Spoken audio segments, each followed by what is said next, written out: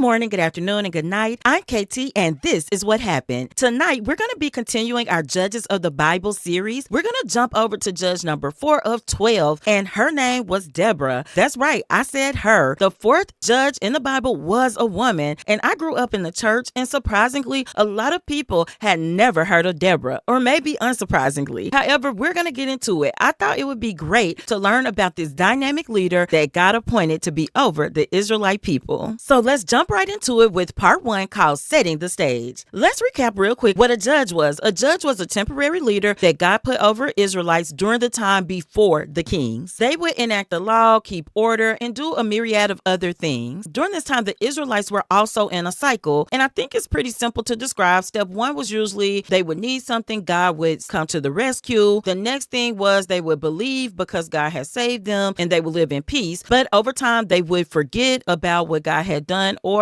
time would just go on and it would be new people. They would worship other gods. In response, God would punish them by putting them under different nations. And this was one of those times. During this time, the Israelites were actually under the Canaanites, who were led by Jabin, who was the king of the Canaanites. So let me take a step back. There are 4 players that you need to know to start this story. You have Deborah, who was also a prophetess. The people said she walked that walk. She believed the things she was saying. And under her was the commander of the Israelite army, Barak. I already mentioned King Jabin, who was over the Canaanite people. The other important player on his side was Sisera, who was the commander of the Canaanite army, which was said to have 900 chariots. During Deborah's rule, she actually held court under a giant palm tree that came to be known as the palm tree of Deborah. This tree was located between Ramah and Bethel. This was a really tough time because the rule of the Canaanites had really went to the next level. It was described in the Bible as a time where the villages looked empty because people weren't out in those streets, honey, because they were scared that the Canaanites were going to jack them, you know? They were going to take their stuff. They were stealing crops. It was just no control. And the people's fear and concern and worry had went to the next level. The people were going to Deborah, to her palm tree, to talk about these issues and to see if she had a solution, especially the farmers. This would have been a big deal, stealing the crops, because how would the people eat if they didn't have sufficient food to eat and to store? But Deborah was a woman of faith. Remember, she walked that walk. After prayer and reflection, she sent for Barak, who again was the captain of the Israelite army. When he got to her, she told him, "You need to take 10,000 men and go to Mount Tabor." And she wanted Barak to do this knowing King Jabin would send his commander Sisera to crush their rebellion, because 10,000 men going to that area was definitely going to look like an uprising. And they needed to draw Sisera out. But here's where it gets really good, because Barak says, "I will go, but only if you go. And if you will not go, I won't go." He was very clear. Deborah says, "I will certainly go with you, but because this is the way you want to do it, you will not get the honor. It's going to go to a woman." And when she said this, I thought she meant the honor was going to go to her. But hang tight, because we're going to go to part 2. Part 2, the confrontation. Barak did as Deborah instructed. He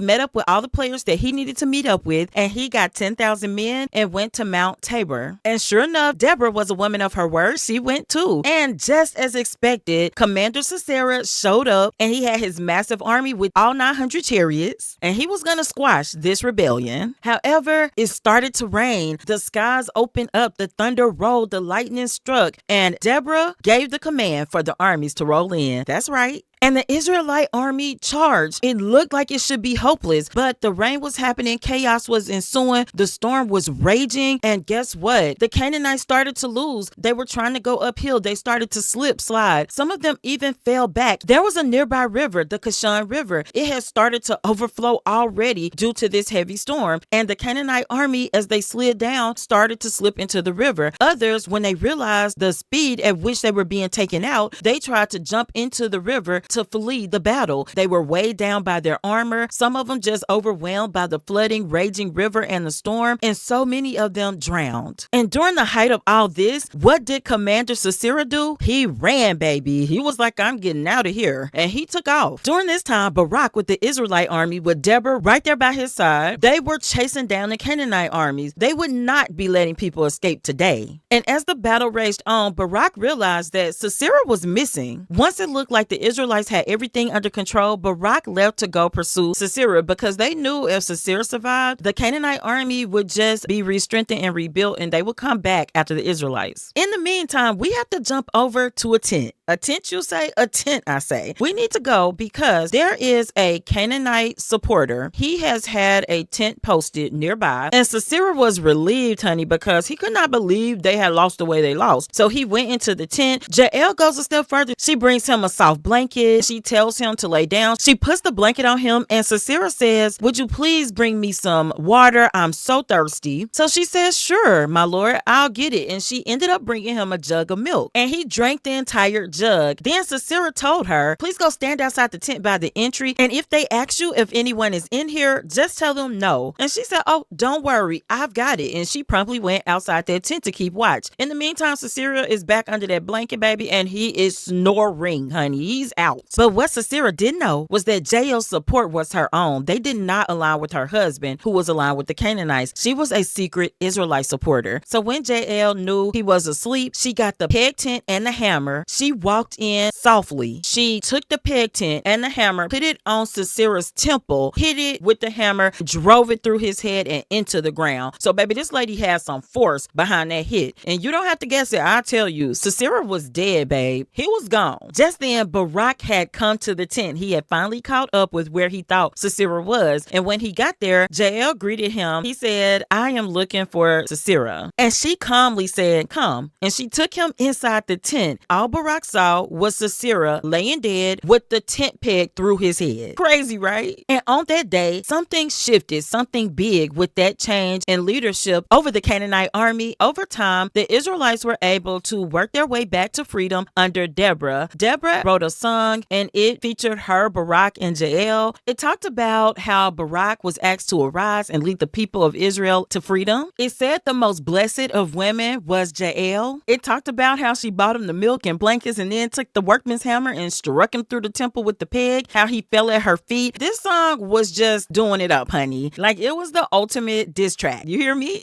You may say, "KT, did you call this song written by Deborah in the Bible diss track?" Yes, honey, because next, Deborah goes on to talk about Sisera's mama, and you're not telling me talking about a mama ain't a diss track, okay? Deborah's song talked about how the mother of Sisera was looking through the window waiting for him to come home. Then when he didn't come home, she probably knew something was wrong. Deborah said his mama was probably saying, "Where are his chariots? Where are his men?" And then she says the wisest women among his mama probably said, "Girl, he a plunderer. He done got. He ain't coming home." So yeah, check it out. This is Judges chapters 4-5. Deborah's song is the whole chapter 5. But most importantly, guys, the Israelites had 40 years of peace after this under Deborah's reign. So let's go into part 3, my final thoughts. I grew up in the southern United States, which a lot of those areas are called the Bible Belt. I think it's interesting that I only ever heard of Deborah one time in church. I think it's intentional because specifically I grew up a Southern Baptist in the United States, and it was widely spread that women could not be in serious leadership roles in the church. Women couldn't be preachers. Women should just kind of mind their place. You couldn't be a deacon. You could be a support lady. You could be a greeter. You could be an usher, but you needed to stay in a woman's place. So I think it was intentional that Deborah wasn't taught a lot. I think that is because how can I say that women cannot be in a leadership role if God himself was said to have appointed a woman to be over all the Israelite people? To be clear, again, there were only 12 judges. Some people say 13, but either way, that's a small number. Only one woman was appointed, but still, that is 1 out of 12, not 1 out of 1,000. So it wasn't by chance, and she wasn't even the last judge. So it's not like God was desperate for leaders and he just picked her for no reason. No, he picked her for a purpose. She led, and she led bravely, and she talked the talk, meaning the things she said about God, she actually believed. Her role was crucial to the Israelite people. I think it's crucial in general to recognize these women in the Bible, not just for the husbands they had, which sometimes they share with other people, but for the real work that they did. Deborah even gave the command that sent the Israelite army on their biggest win in battle during this time period. The other thing that stands out to me is that everybody had their role to play in this story. Deborah was brave, she was sincere, and she was intelligent. On top of that, she was said to be a prophetess. That tells me not only did she believe in what she said her faith was, but she also believed in herself because she was confident in the prophecies that she had. Barak took a lot of flack in the Bible. A lot of times people people frame him as being a coward because he wouldn't go into battle without Deborah. But the more I read it, and I do read different versions of the Bible, I do other research, and then I apply my own critical thoughts. But the more I think about it, I'm not sure if he was a coward. He did specify that if you don't go, I won't go, which is interesting. But I think that he also respected Deborah's place. He was not threatened by a woman being a leader, as sometimes people can be. Barak was confident in himself because when she said she would go, he went. A real coward wouldn't go at all. Sisera showed up, and what did he do when they were losing? He ran. Some of that is cowardly, some of that is fight or flight survival mode, right? I did like that he respected her position. This story just lets me know, as I've always known, that women can do whatever they set their mind out to do, as long as you have the right tools, as long as you have at least some people around you to lift you up and to continue to encourage you, but you don't need everybody to do that. And then you have Jael. Jael had her own mind, and this is in a time where a lot of women weren't even supposed to think. And if you did, you needed to think what your husband thought. Her husband supported the Canaanites. The Bible was very clear about it, due to his relatives having ties with them. However, her husband wasn't there, and she did not do what some people would have did, which let him sleep, wait until hopefully somebody comes along and turn him over to a man to be dealt with. No, she didn't know how long he would sleep. She didn't know if someone would show up. So she took actions into her own hands, and she took him out herself. It let me know that these women were decisive. They were unapologetic in it, because when Barak showed up, Jael didn't say, "Ooh, well, look, I might have taken him out." No, she was like, "Oh, come, let me show you." Baby, he was right there on the ground.